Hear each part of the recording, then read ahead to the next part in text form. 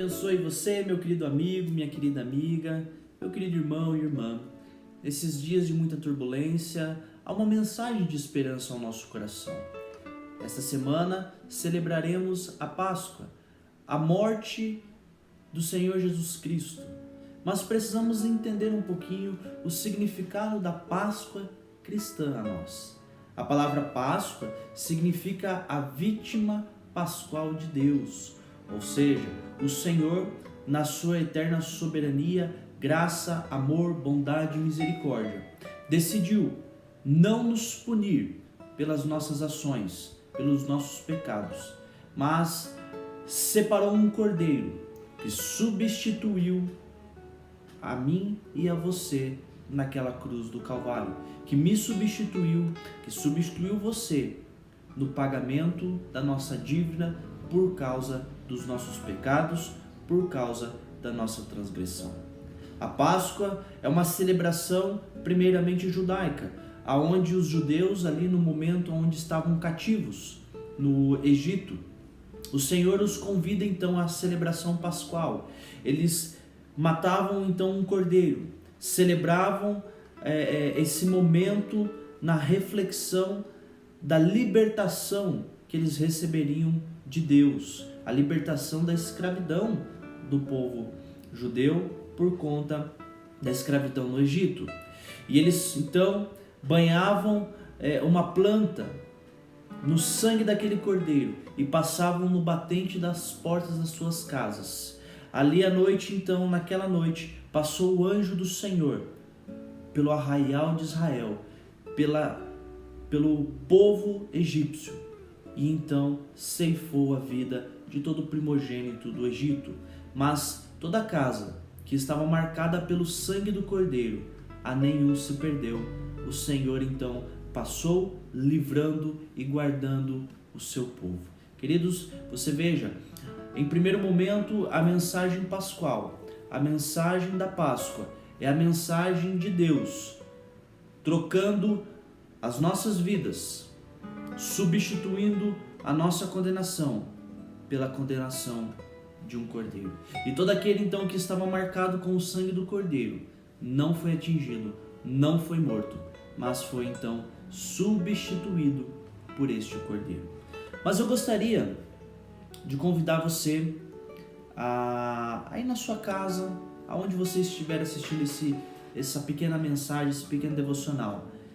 Leia Êxodo capítulo 12, do verso 1 ao verso 13, e ali você vai então observar um pouquinho a respeito da instituição da Páscoa. E olhando para esse texto, eu gostaria de tirar 3 lições para as nossas vidas, para mim e para você, querido e amado irmão e irmã, amigo e amigo. Veja, quando nós olhamos para a Páscoa, nós primeiramente, agora como igreja do Senhor, precisamos entender que a Páscoa é substituída pela ceia do Senhor. Não, a igreja de Jesus não celebra mais a Páscoa. Na verdade, a Páscoa é uma festa judaica. E uma festa que celebrava então o livramento da morte por causa das 10 pragas e a libertação da escravidão por parte dos egípcios. Mas agora fica-nos a pergunta: o que nós celebramos então em lugar da Páscoa? Veja, apesar de por conveniência darmos um nome nesse momento da ceia da Páscoa ou da celebração da Páscoa, Jesus no momento da Páscoa, ele vai se reunir com os seus discípulos e ele vai instituir então a ceia do Senhor. Perceba que no momento que Jesus se reúne com os seus discípulos, na celebração da sua última Páscoa, que é o momento antes da sua morte, ele vai então instituir a ceia do Senhor, mostrando então que ele era o Cordeiro Pascual. Ele simboliza aquele cordeiro que no primeiro momento foi entregue, foi morto, para que substituísse a mim e a você naquele sofrimento da morte, naquele pagamento do meu e do seu pecado. Então Jesus Cristo, institui a ceia do Senhor. E ela não anuncia a simples libertação de uma escravidão humana, mas ela anuncia o fim da escravidão que nós temos com relação ao pecado. Jesus, quando ele morre na cruz, ele rasga o decreto de dívida que nós tínhamos com Deus por conta do nosso pecado. E a ceia do Senhor anuncia que o sacrifício de Jesus Cristo também é perfeito. Ele é o perfeito sacrifício, substituto, suficiente para nos livrar da morte e do castigo divino por causa do pecado. A ceia do Senhor anuncia que nós temos uma aliança com Deus, feita não agora no sangue de um simples animal, mas no verdadeiro sangue perfeito para lavar-nos dos pecados. O sangue do nosso Senhor Jesus Cristo, que nos lava dos nossos pecados, que nos purifica, que nos traz paz com Deus. Essa é a mensagem da ceia do Senhor. Essa é a mensagem da libertação do pecado. Não é simplesmente a libertação de uma escravidão humana, não é simplesmente a libertação de grilhões, de correntes humanas, mas é a libertação do pecado que nos escravizava e nos condenava à morte. E uma segunda lição que nós aprendemos com esse texto de Êxodo, capítulo 12, do verso 1 ao verso 13, é que Jesus Cristo é o perfeito sacrifício. Embora no Antigo Testamento, todos os dias, todos os anos, havia necessidade de sacrificar novamente um cordeiro para nos substituir ou para substituir o povo por conta dos seus pecados. Agora não mais há necessidade de diversos sacrifícios, porque Cristo foi sacrificado uma única vez, entregue uma única vez naquela cruz, e uma única gota do seu sangue é suficiente para o pagamento de todos os pecados. E Jesus Cristo, então, queridos, foi e é e sempre será o nosso único sacrifício, substituto meu e seu naquela cruz. Mas por causa das nossas transgressões, estamos em dívida com Deus. O nosso pecado condenou a mim e condenou a você, a ira e o juízo divino. Mas Deus, em sua soberana graça, providenciou um cordeiro para que em nosso lugar morresse. Como diz João Batista, ao ver o Senhor Jesus Cristo, ele olha, dá glórias a Deus e diz: eis o Cordeiro de Deus que tira o pecado do mundo. Em Jesus Cristo, e somente em Jesus Cristo, e nem mais um outro, nós fomos livres do pecado e da morte. Mas agora, nós precisamos destacar quantas e quantas vezes tentamos nos justificar perante Deus, que nós podemos de alguma forma nos justificarmos diante dele pelos nossos próprios méritos. Deixamos de confiar na obra santa, pura, suficiente e perfeita de Jesus Cristo para tentar barganhar com o Senhor, que nós podemos de alguma forma nos justificarmos perante Deus. Como arrogantes, egocêntricos, dizemos que a obra do Senhor Jesus Cristo não é suficiente para a nossa salvação.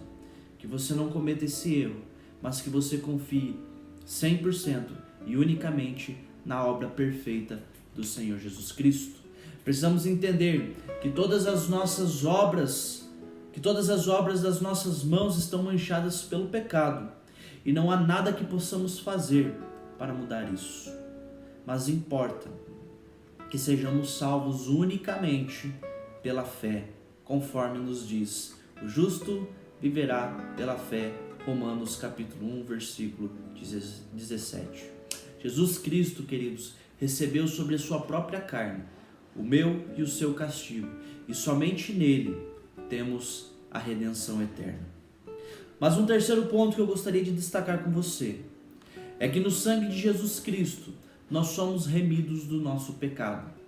Evangelho de Lucas, capítulo 22, o verso 20, diz: este é o cálice da nova aliança no meu sangue derramado em favor de vós. Quando o Senhor Jesus Cristo celebrava então A Páscoa, ou melhor, quando o Senhor Jesus Cristo substituiu a celebração da Páscoa pela ceia do Senhor, ele toma o cálice, olha aos seus discípulos e diz: este é o cálice da nova aliança, o cálice do meu sangue, no qual nós temos a remissão dos nossos pecados. Unicamente no sangue de Jesus Cristo, que foi derramado em favor da sua igreja, nós temos o perdão dos nossos pecados. Não são em penitências, não são em meras liturgias religiosas que nós temos remissão de pecados, mas unicamente na fé no sangue de Jesus Cristo que foi derramado naquela cruz do Calvário. Na sua morte, na morte de cruz, não apenas sarou as nossas feridas, não apenas o Senhor Jesus Cristo nos livrou do pecado, nos livrou da morte, mas pagou o preço dos nossos pecados e restaurou as nossas vidas, instituiu nova aliança entre nós e Deus, anteriormente quebrada pelo nosso pecado.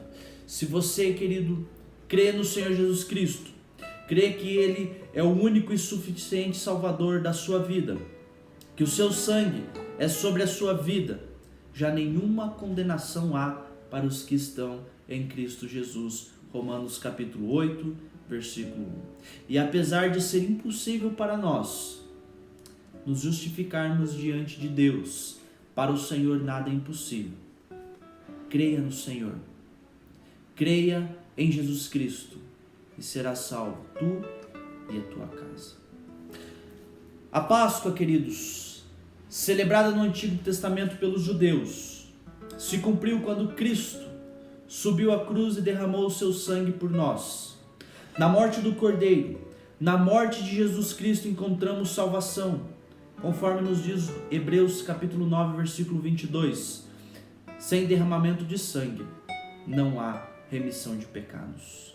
E no sangue do Senhor Jesus Cristo temos remissão, perdão de pecados e somos reconciliados agora com Deus para a vida eterna. A palavra do Senhor para nós nessa celebração pascual, nessa celebração da ceia do Senhor, é que não há mais condenação para aqueles que estão em Jesus Cristo. Em Jesus Cristo somos libertos da morte eterna. No sangue de Jesus temos perdão, remissão de pecados. E diante disso, o que nós temos que fazer? Primeiro, arrependa-se dos seus pecados. Confesse os seus pecados a Deus.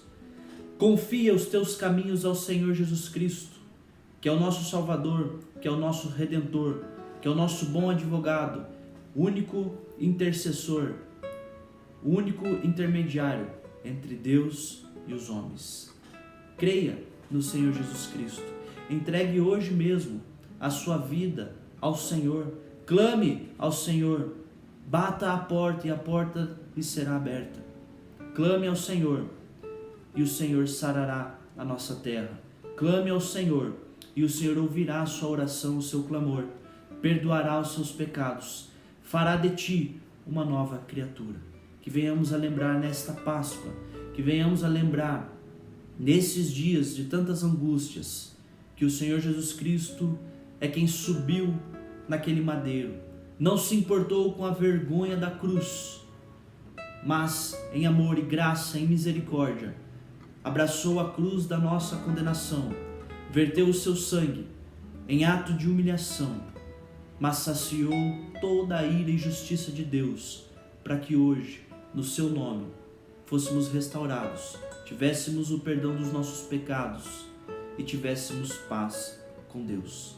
Que você desfrute nesta Páscoa a comunhão dos seus entes queridos, a alegria da família, mas lembre-se daquele que é o autor, consumador da nossa fé, daquele que é o Redentor das nossas vidas. Que Deus abençoe a sua vida, que você tenha uma Páscoa abençoada na presença dos seus queridos familiares, uma Páscoa cheia de paz, de alegria, de amor e fraternidade, em nome de Jesus.